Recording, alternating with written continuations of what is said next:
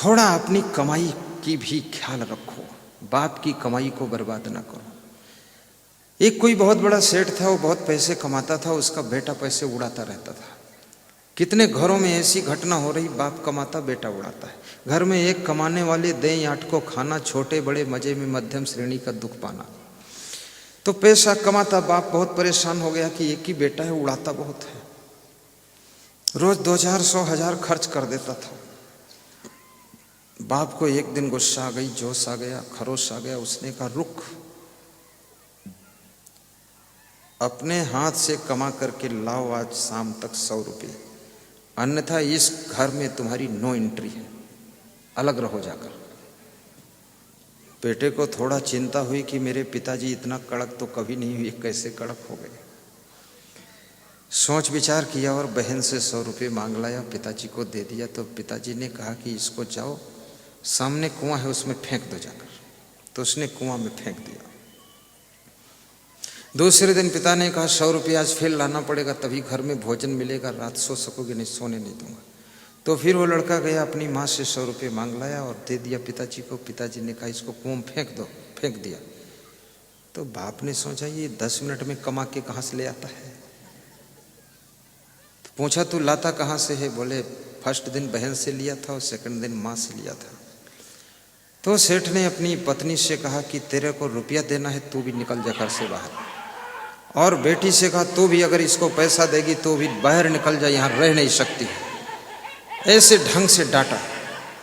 तो बेटी ने भी पैसा देना बंद कर दिया और उसने भी, माँ ने पैसा देना बंद कर दिया। अब तीसरे दिन वो चक्कर में पड़ गया। बाप ने कहा जाओ रुपया कमा कर लाओ।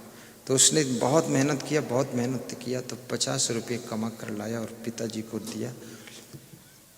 बोरे ढोने का काम किया, क्योंकि पढ़ा लिखा था नहीं, बेअकल आदमी था। तो बोरा ढोया, दिन भर हमाली का काम किया। बाप को दिया तो बाप ने कहा इसको कुआं में डाल दो जाकर। तो बोला कुआं में नहीं डालूंगा, दिन भर बोरा ढोया। तो बाप ने कहा आज पैसे की कीमत पता चल गई तुमको। ऐसे मैं भी बहुत मेहनत करके कमाता हूं, तो उड़ाता है। अब अपनी कमाई उड़ा, तब तेरे को पता चलेगा।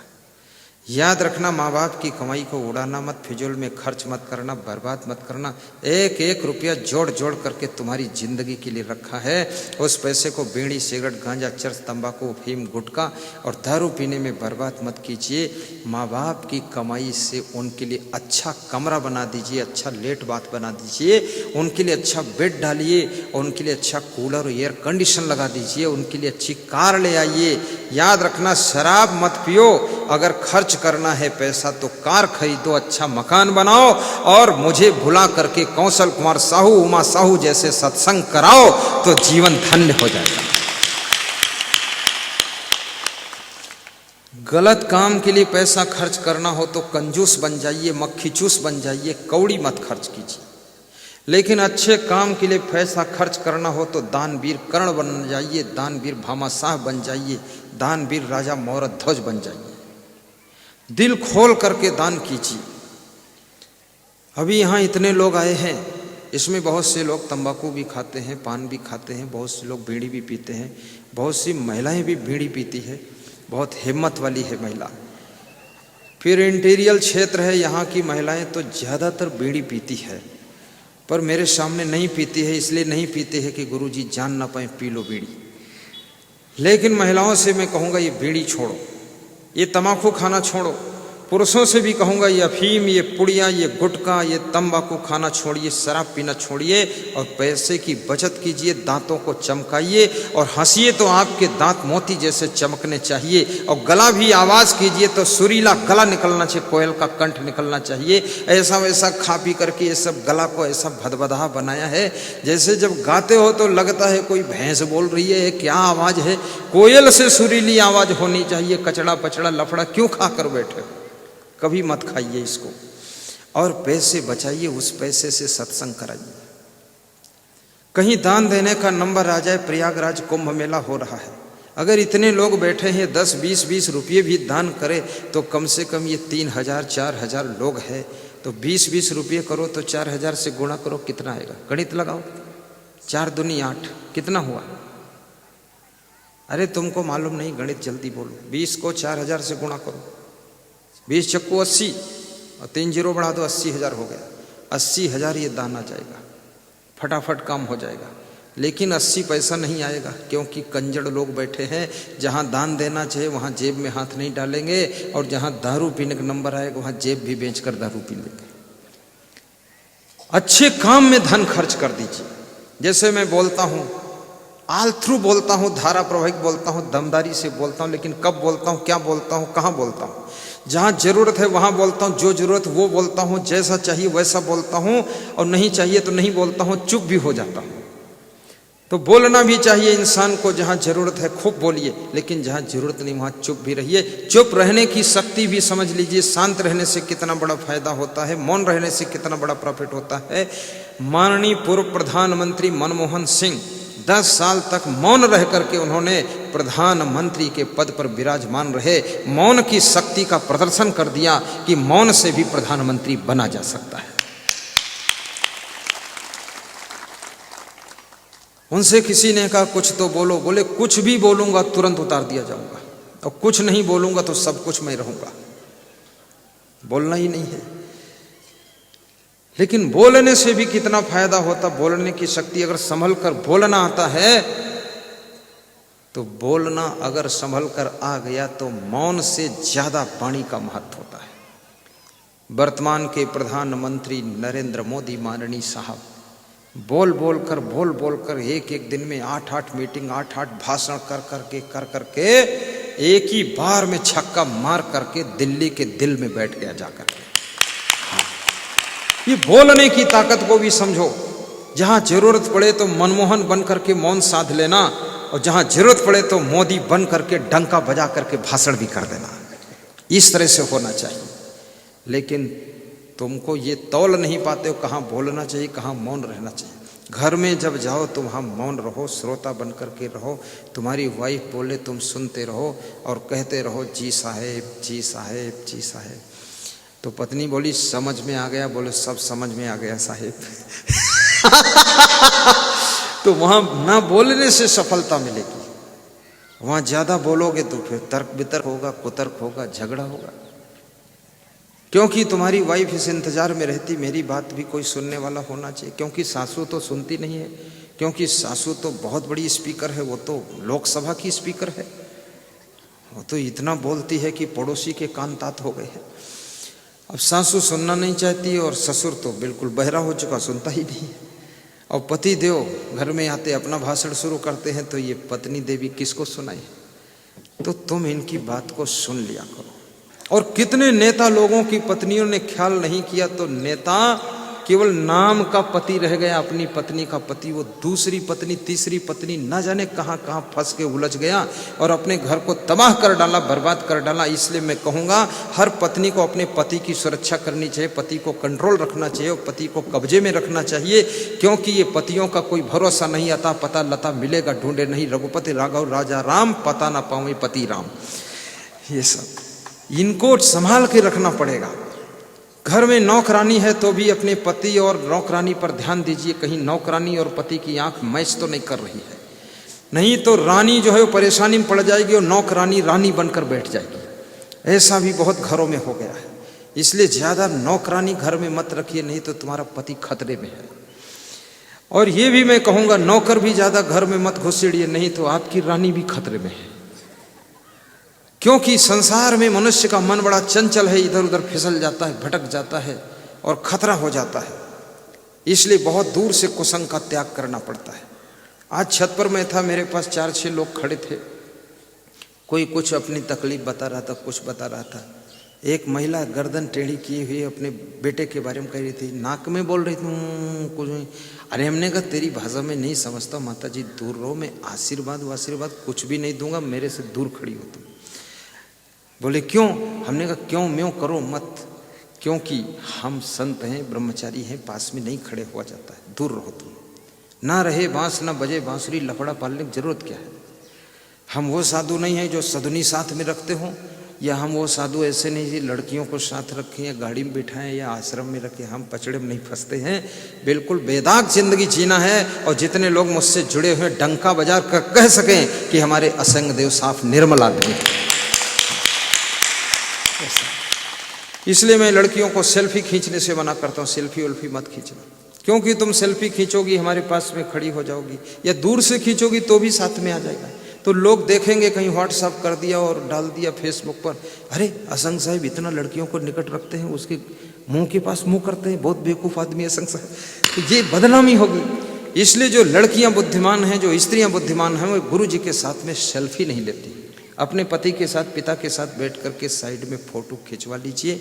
आपका फैमिली के साथ फोटो वहाँ चल सकता है, लेकिन किसी भी माता बहन के साथ में अकेला फोटो तुम्हारे गुरु के ऊपर धब्बा लगा सकता है, और चमकता हुआ सितारा तुम्हारा गुरु है, दाग ना लगे उसके ऊपर, इसकी जिम्मेदारी आप लोगों की है। जिम्मेदारी आपकी भी है कि नहीं है बताओ?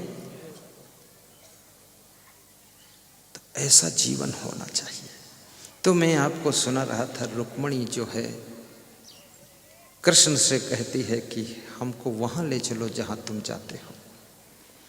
कृष्ण भगवान रुक्मणी से कहते हैं वहाँ तुम चलोगी तो थोड़ा तुम्हें ग्लानि हो सकती है, अब नहीं मानती हो तो चलो मेरे साथ में ले चलता हूँ। कृष्ण भगवान रुक्मणी को लेकर के पांडवों के घर जाते हैं, पांडवों से मिलते हैं, पांडव कृष्ण के चरण छूते हैं। रुक्मणी अंदर जाकर के द्रौपदी के साथ बैठ करके प्रेम की चर्चा कर रही है। द्रौपदी को देख करके रुक्मणी का मन प्रेम की गहराई में डूब जाता है, और द्रौपदी से पूछती है रुक्मणी की, हे बहन, तेरे अंदर कौन सी कला है जिससे कि तू पांचों पांडवों को खुश रखती है? तेरे सब पांडव प्रसन्न है, कोई टेंशन में नहीं है, और हम तो बहुत रानी पटरानी है, लेकिन एक कृष्ण को इतना हम खुश नहीं कर पाते। तो द्रौपदी ने कहा, हम पांडवों के मन का करते हैं, अपने मन का नहीं करते हैं, और तुम सब अपने मन का करती हो, भगवान के मन का नहीं करती, इसलिए भगवान तुमसे प्रसन्न नहीं होते। जाओ तुम भगवान के मन का आज से करना शुरू करो। जिसको तुम प्रसन्न करना चाहते हो, जिसके मन को जीतना चाहते हो, उसके मन का थोड़ा करना शुरू कर दो, तो उसके मन को तुम जीत सकते हो। और इस दुनिया के अंदर एक बहुत बड़ी बात है कि संसार में अगर अहंकार को तुमने मार दिया है तो हर दिलों में तुम्हारा स्थान हो सकता है। अगर तुम्हारा अभिमान नहीं मरा है तो तुम जिसको मिलोगे उसी से तुम्हारा टकराव होगा, प्रेम नहीं हो सकता है। प्रेम की धारा में अहंकार का रोड़ा सबसे बाधक बन जाता है। इसलिए अभिमान का अंत कीजिए, जीवन को बसंत कीजिए, और किसी संत के चरणों में अनुराग जोड़िए, आपका जीवन मंगलमय होगा, सुखी होगा। रुक्मणी जब घर वापस लौट कर आती है तो कृष्ण भगवान पूछते हैं, कुछ चिंतित दिखाई दे रही हो? तो रुक्मणी ने कहा कि चिंता में हूँ, इसलिए चिंतित दिखाई दे रही हूँ। किस बात की चिंता है? तो रुक्मणी ने कहा कि आज अगर तुम्हारे साथ न जाती तो चिंता नहीं होती। द्रौपदी की जो सेवा की कला मैंने देखा, द्रौपदी का स्वभाव देखा, उससे मुझे लगा कि हम बहुत पीछे हैं। सेवा करने वालों के लिए संसार स्वर्ग है। अपने को सेवक समझ करके रहिए। कभी कभी अपनी बहू के लिए भी चाय बनाकर पिला दीजिए, नाश्ता बनाकर खिला दीजिए। सासू हैं आप, बड़ी हैं, अच्छी बात है, लेकिन कभी कभी उनकी भी सेवा कर दो। और कभी कभी पड़ोसी के घर में भी कुछ मदद कर दीजिए। कोई कार्य हो, सेवा करने से मन को प्रसन्नता मिलती है और पुण्य बढ़ता है, और सेवा करने से जीवन धन्य होता है।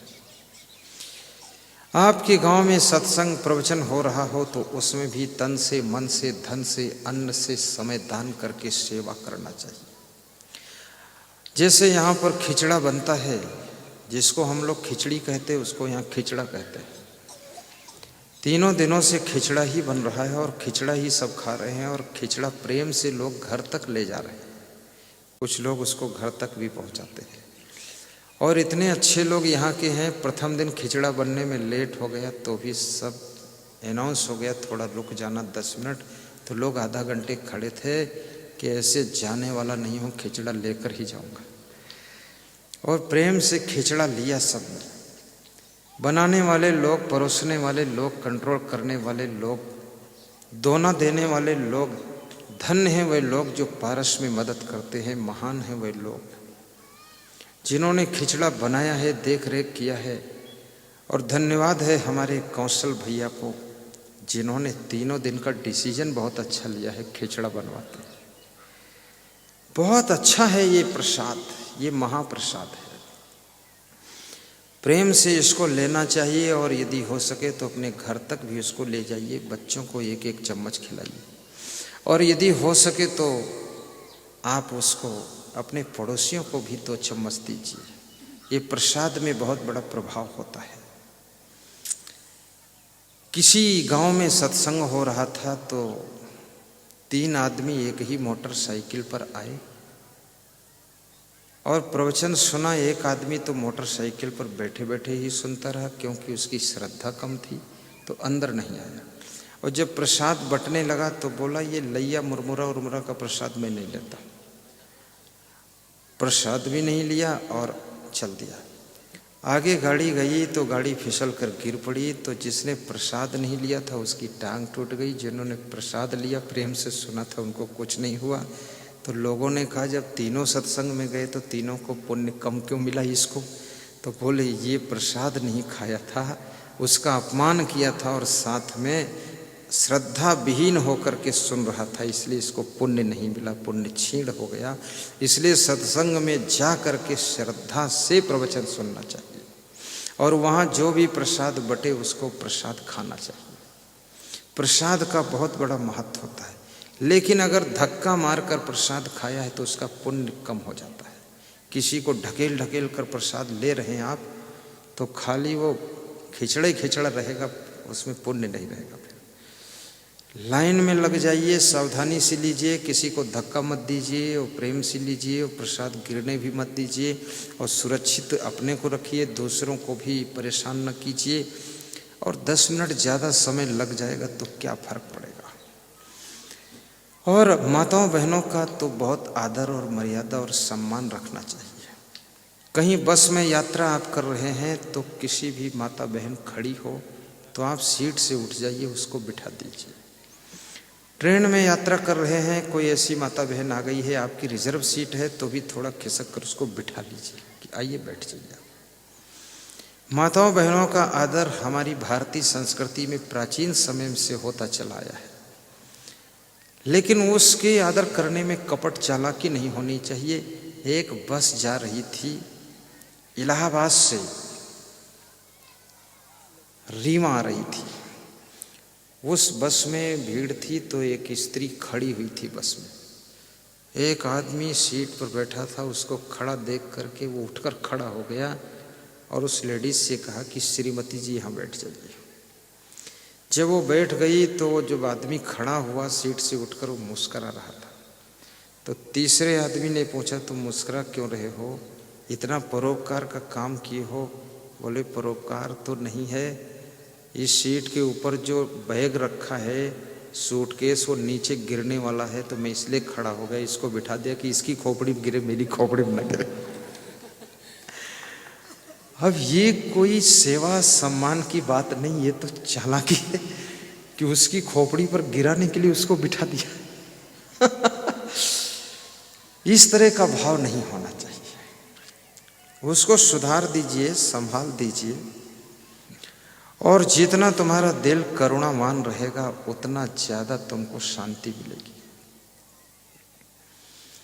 जीवन थोड़ा है, जीने का ढंग नहीं आया तो जिंदगी बोझा बन जाएगी, और जीने का ढंग आ गया तो जिंदगी पूजा बन जाएगी। हिम्मत कभी मत हारिए, पराक्रमी बन करके जिंदगी जियो। और ये भी याद रखना, कितना ही संकट में फंस गए हो लेकिन अपने कर्तव्य को कभी भूलिए मत। जो लोग कर्तव्य को भूल जाते हैं वह लोग अधिक संकट में फंसते चले जाते हैं। अपने धर्म मर्यादा का भी हमेशा ख्याल रखिए और कर्म फल पर विश्वास कीजिए। कबीर कमाई आपनी कभी न निष्फल जाए, बोया पेड़ बबूल का आम कहाँ से खाए। कबीर साहब कहते हैं, अगर अपने खेत में आप बबूल बोते हो, बबूल के पेड़ से आम के फल खाना चाहते हो तो कभी नहीं मिल सकते हैं, आपके कांटे ही चुभेंगे। अर्थात यदि आपके कर्म खराब है, सोच खराब है, तो आपको सुख नहीं मिल सकता है। आज का कर्म कल का भाग्य बन जाता है। बचपन का कर्म जवानी में किस्मत बन करके आ जाता है, और जवानी में किए हुए कर्म बुढ़ापे में आपकी किस्मत बन करके आते हैं। ये जो भी आज आपको मिला है, ये सब आपके पूर्व जन्म के कर्मों के प्रभाव से ही मिला है। ये बुद्धि भी कर्म के प्रभाव से ही मिलती है। बुद्धि, शुद्धि, होशियारी, कलाकारी, ये सब आपके कर्मों का ही फल है। ये जो माता पिता आपको मिले हैं, ये भी आपके पूर्व जन्म के कर्मों के प्रभाव से मिले हैं। यदि आपके कर्म अच्छे हैं तो आपको अच्छे माता पिता मिल जाएंगे, यदि कर्म खोटे हैं तो आपको माता पिता अधम प्रवृत्ति के मिलेंगे। सास ससुर भी जो मिलते हैं, मैं सभी बेटियों से कहूँगा, अगर अच्छे सास ससुर को पाना है, अच्छे बर घर को पाना है, तो आप अपने विचारों को अच्छा कीजिए, सोच को अच्छा कीजिए, भावना को अच्छा कीजिए, और कार्य भी अच्छे कीजिए, और अपने को सरल बनाइए, तो आपको घर भी अच्छा मिलेगा, बर भी अच्छा मिलेगा। गुरुदेव की भक्ति भी कीजिए, उनका ध्यान भी कीजिए, और साथ साथ में प्रवचन भी सुनिए, तो जिस घर में तुम जाओगी वो घर को तुम स्वर्ग बना दोगी।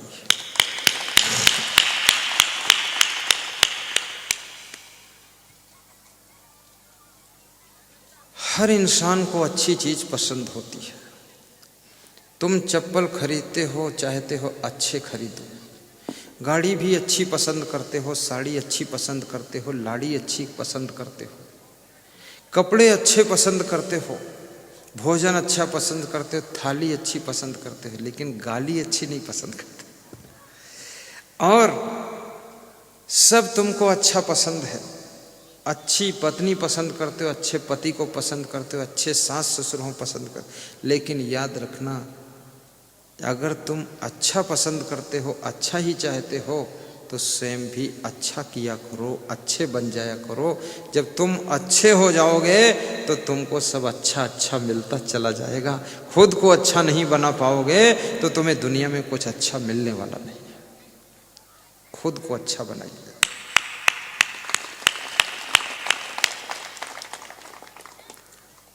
इम्पोर्टेंस ऑफ द 1 मिनट, और समय के मूल्य को भी समझना चाहिए। व्यर्थ में अपना समय मत गंवाइए।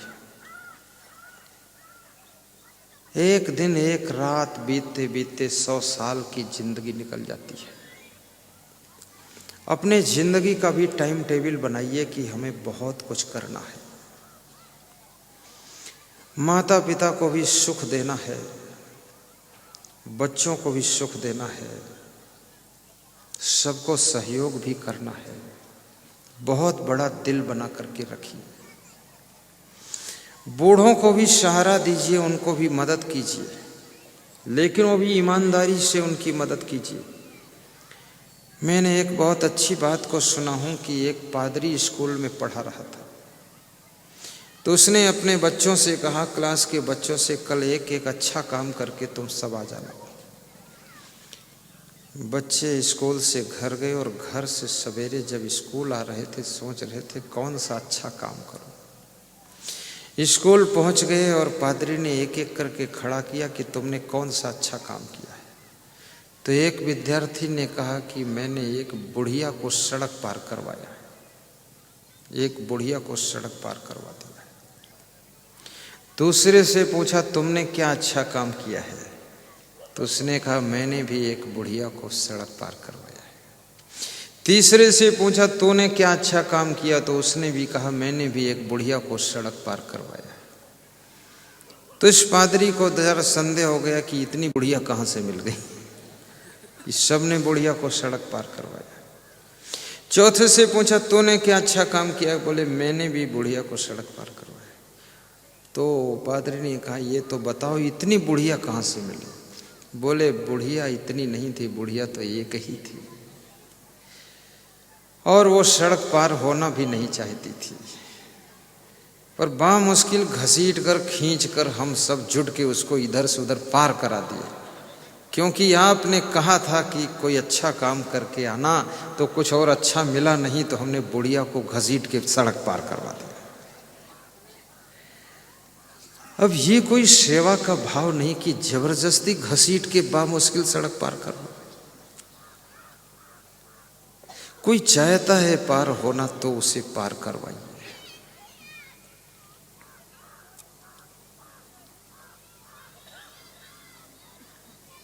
परोपकाराय शताम विभूतया, एक चौपाई गाइए, बहुत आनंद आ जाएगा। परहित सरिस धर्म नहीं भाई, सब बोलो। परहित सरिस धर्म नहीं भाई, पर पीड़ा सब नहीं अदमाई, पर पीड़ा सब नहीं अदमाई, परहित सरिस धर्म नहीं भाई, पर पीड़ा सब नहीं अदमाई। बोलिए सद्गुरु भगवान की जय। तुलसीदास ने श्री रामचरितमानस में परोपकार को सबसे बड़ा धर्म कहा है। जिस कार्य में तुम्हारा कोई स्वार्थ ना हो और दूसरे को फायदा हो रहा हो, उस कार्य को करना परोपकार होता है। किसी की बेटी के विवाह में सहयोग करना परोपकार है। गाय की सेवा करना भी परोपकार है। पड़ोसी को मदद करना परोपकार है। गरीबों को सहारा देना परोपकार है। पशु पक्षियों की रक्षा करना भी परोपकार है। और बूढ़े बुजुर्गों का आदर करना भी परोपकार है। सत्संग कराना तो महापरोपकार है। अभी हमारे एक भक्त कह रहे थे कि आपका प्रवचन जो करा देता है तो समझ लो गुरुदेव 1008 यज्ञ का फल उससे मिल जाता है। तो मैंने कहा कैसे मिलता है? बोले इतना सुधार होता है, इतना परिवर्तन आता है लोगों के स्वभाव में। अभी एक माता जी मंच पर आई थी तो कह रही थी आपके सत्संग से, वे अपने सीने पे हाथ धर के कह रही थी कि हम बहुत सुधर गई, हम बहुत जिद्दी थी, लेकिन हमारा सुधार हो गया है, हमारी आदत ठीक हो गई। एक सज्जन आजमगढ़ के इंजीनियर कह रहे थे कि मैं तो पूरा भस्मासुर था। बोले इतना खतरनाक आदमी जिले में शायद दूसरा हो, बहुत क्रोध बर्दाश्त ही नहीं होता था। तो उन्होंने टीवी मेरा प्रवचन देखा, उनकी बहू ने भी देखा, तो प्रवचन सुन करके सोचा ये संत जी को बुलाएं, तो बुलाया, सत्संग कराया। और सत्संग कराया तो उनके घर पे मेहमान आए, तो मेहमानों के बच्चे आए, तो बच्चे तो शैतान होते ही हैं। तो बच्चे से सीढ़ी पर बार बार चढ़े उतरे, तो सीढ़ी पर रेलिंग जो थी वो दीवार की थी, 4 इंची दीवार, तो वो जो है 2.5 इंची की रेलिंग थी, तो बच्चों से गिर गई। तो वो मेरे कमरे में थे उस समय, नाम नहीं लूँगा उनकी बदनामी ना हो, इंजीनियर थे।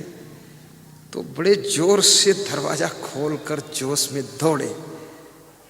तो मैंने कहा तुम शांत रहना, उलझना मत। वहाँ देखा तो पूरी रेलिंग गिरी पड़ी। अब वो इतना अच्छा मकान बच्चों ने ढकेल के गिरा दिया। तो फिर 5 मिनट बाद हाथ मुंह धोकर मेरे कमरे में आए। बोले बहुत क्रोध आया गुरुदेव, बहुत रोका आपको याद करके, नहीं मैं तो भस्मासुर हूं, ये ईंट मारता लड़कों को चाहे मेहमान के लड़के हो चाहे बेईमान के लड़के हो, मारता जरूर, लेकिन बहुत रोका हूं, कंट्रोल किया हूं, अंदर अंदर सब आग लग गई। फिर मेरे साथ में करीब करीब वे 20 बार प्रवचन सुनने आ चुके हैं अनेक प्रदेशों में।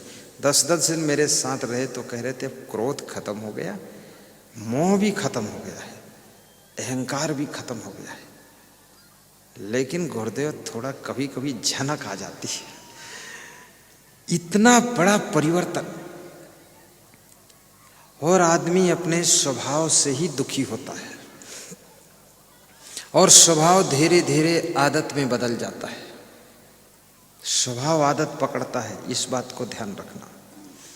तुम्हारी अगर गाली देने की आदत पड़ गई तो तुम सामान को भी गाली दोगे, चश्मा को गाली दोगे, पेन को गाली दोगे, टीवी को गाली दोगे, बीबी को गाली दोगे, दाल में नमक कम होगा तो उसको भी गाली दोगे, उसको भी बोलोगे नमक को साला साली बनाओगे। तो ये गाली देने की आदत बन गई। ऐसे पूरा लाइफ हैबिचुअल है, हैबिचुअल। शरीर भी आदत पकड़ता है। अगर कोमल बिस्तर पर सोने की आदत हो गई तो कठोर बिस्तर पर नींद नहीं आएगी, और कठोर बिस्तर पर सोने की आदत हो गई तो कोमल बिस्तर पर नींद नहीं आएगी। यदि बेड पे सोने की आदत हो गई तो जमीन पे नींद नहीं आएगी, और जमीन पे सोने की आदत हो गई तो बेड पे आराम नहीं मिलेगा। जिसका शरीर आदत को पकड़ने ना पाए, जिसका मन भी आदत ना पकड़े, वाणी आदत ना पकड़े, स्वभाव आदत ना पकड़े, जो आदत को पकड़ने ही ना दे, आदत पड़ने ही ना दे, वो इंसान के रूप में छिपा हुआ भगवान होता है, बहुत महान होता है। कहीं ये भी देख लेना जीवन में झांक करके कि डांटने की आदत तो नहीं पड़ती जा रही है। अगर डांटने की आदत पड़ गई तो दिन भर तुम सबको डांटती ही रहोगे, कभी शांत रह ही नहीं पाओगे। कहीं बेटी को डांटोगे, कहीं बेटे को डांटोगे, कहीं कुत्ते को डांटोगे, कहीं पत्नी को डांटोगे, और जब तुम आओगे तो घर के लोग फिर समझ जाते हैं कि अब डांट तो लगनी है, तो सब सोच में बेचारे पड़ जाते हैं। इसलिए डांटने की आदत भी मत बनाओ। एक बार डांट दो, 10 दिन इंतजार करो कि 10 दिन इसको सुधरने का मौका दीजिए, और 10 दिन में ना सुधरे तो 11वें दिन फिर समझाइए उसको। और आप ऐसी सेटिंग कीजिए, ऐसा डिसिप्लिन कीजिए, ऐसा क्लीन कीजिए, ऐसा एडजस्टमेंट कीजिए कि लोग सभी काम में लगे रहें, और थोड़ा थोड़ा तुमको डरते भी रहें, और थोड़ा थोड़ा तुम भी लोगों को डरो, मर्यादा में तुम भी रहा करो। और यदि तुम्हारे डांटने से किसी का सुधार हो जाता है तो समझ लो तुम्हारी डांट में भी अमृत ही छिपा हुआ है।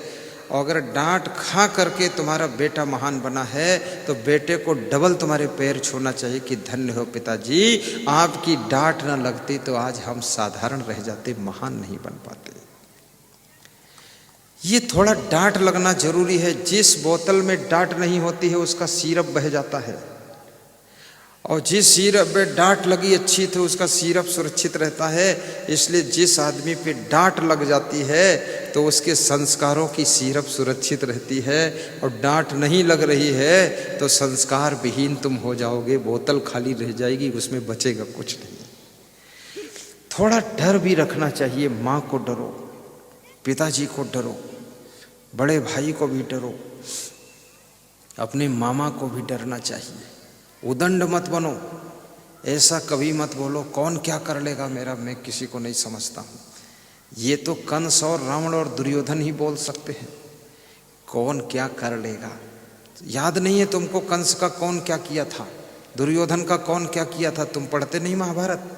कौन क्या किया था रावण को मालूम नहीं तुमको? पढ़ लो, फिर से पढ़ लो, सुन लो, समझ लो, भागवत सुन लो जा करके। अहंकार करने वालों का कौन क्या करने वाला अवतार ले ही लेता है, और उनका कौन क्या आकर के कर ही देता है। इसलिए ये अहंकार मत रखिए जो माँ बाप की डांट खा लेता है वो बाहर कहीं जाता है वहाँ डांटा नहीं जाता है, वो संभल करके जिंदगी जीना सीख जाता है। और जो घर में अकड़ दिखा करके सबको दबा कर रहता है वो बाहर डांट खाएगा, क्योंकि उदंडता का व्यवहार करेगा तो वहाँ उसको डांट लगेगी। इसलिए घर की डांट खा लो ताकि बाहर डांट खाना ना पड़े, और घर में सुधार कर लो ताकि बाहर तुमको कोई फटकार न दे।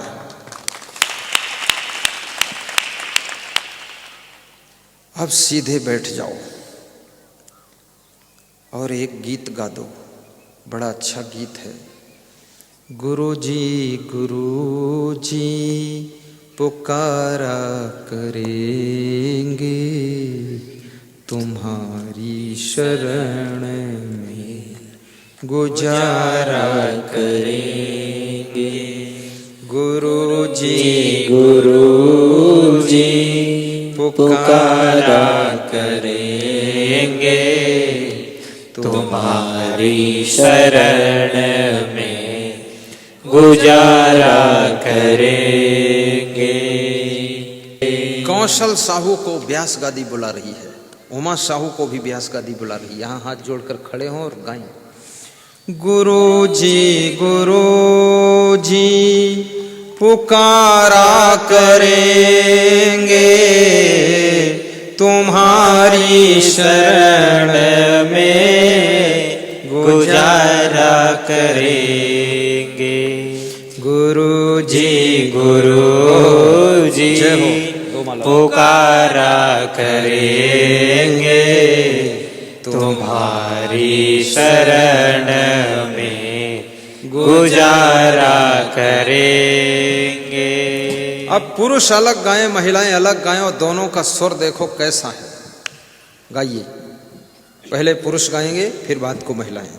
गुरुजी गुरुजी पुकारा करेंगे, तुम्हारी शरण में गुजारा करेंगे। गुरुजी गुरु, ताली बजा दो, ताली जोर से ताली। गुरुजी गुरुजी, दूसरी बार चुनाव करा दिया। प्रेम से रखना इस उमा को, उमा कहूं मैं अनुभव अपना, मेरे कौशल उसको प्रेम से रखना।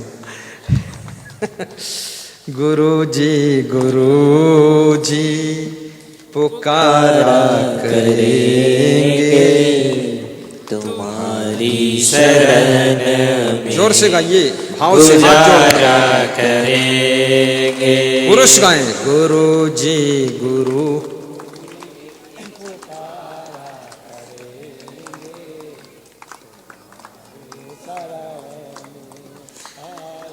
ऐसा लग रहा है क्या गा रहे हो कि गुरुजी पुकारा करेंगे, अधमरा होकर गाया करेंगे। ये कोई जानदार बोलना चाहिए, इतना शेर दिल बैठे हो तुम।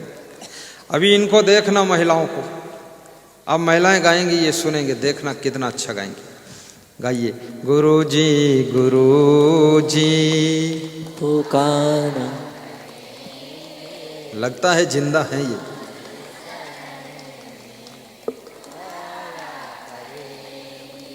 कितना सुंदर गला है, कितना मिठास है। पुरुष लोग सोचते ये मिठास अगर घर में भी रहे तो अच्छा रहेगी, घर में भी रहेगी। आपके घर में भी ये बहुत, माता बहन पूरा चेंज हो रही है, घर को स्वर्ग बनाएगी, देवी बनेगी, नारायणी बनेगी। आप भी चेंज हो जाना, ऐसा वैसा खाना पीना, मांस मछली अंडा नशा शराब सब छोड़ना, क्रोध गुस्सा छोड़ना और घर को स्वर्ग बनाना। मेहनत खूब डट करके करना, धनवान महान गुणवान बन करके जीना और अपने घर की नारियों को देवी के समान सम्मान करना। फिर से एक बार माता बहन गाए। गुरुजी गुरुजी पुकार,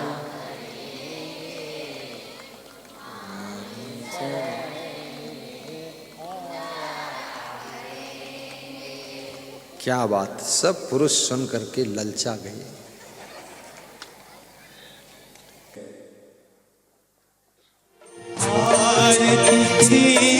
दया साहिब आरती हो।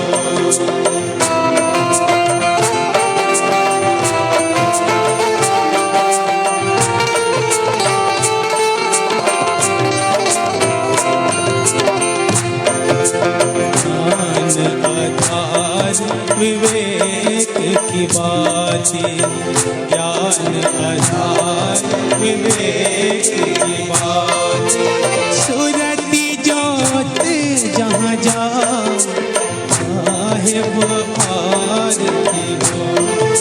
सूरती ज्योत जहाँ जा साहिब आरती हो। आरती दीन दया साहिब आरती हो।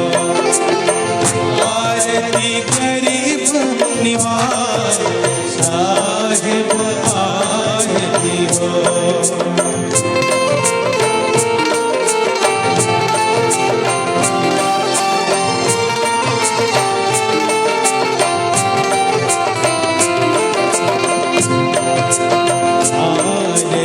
करो सतगुरु साहिब की आरती करो सतगुरु साहिब की। जहाँ सब संत समा साहिब आरती हो।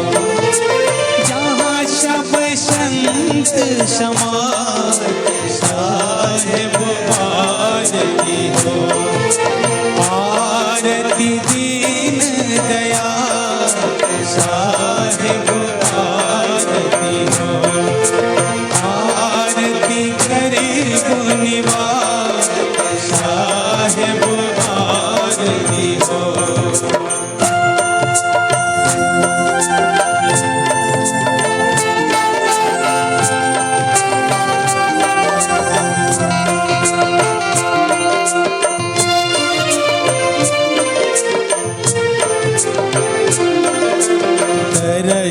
परश गुरु चरण शरण भयो। परश परश गुरु चरण शरण टूटी गयो यम के जा साहिब आरती। टूटी गयो यम के जा साहिब आरती हो। आरती गरीब निवास साहिब आरती हो। आरती दीन दयाल साहिब आरती हो।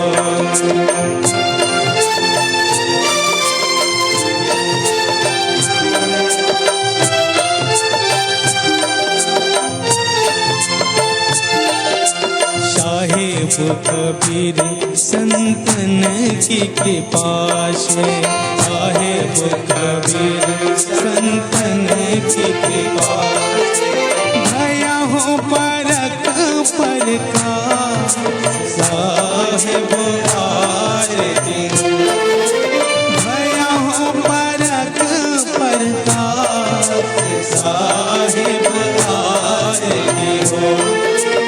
आरती गरीब निवास साहिब आरती हो। आरती दीन दयाल साहिब आरती हो। बोले सगुदेव की जय।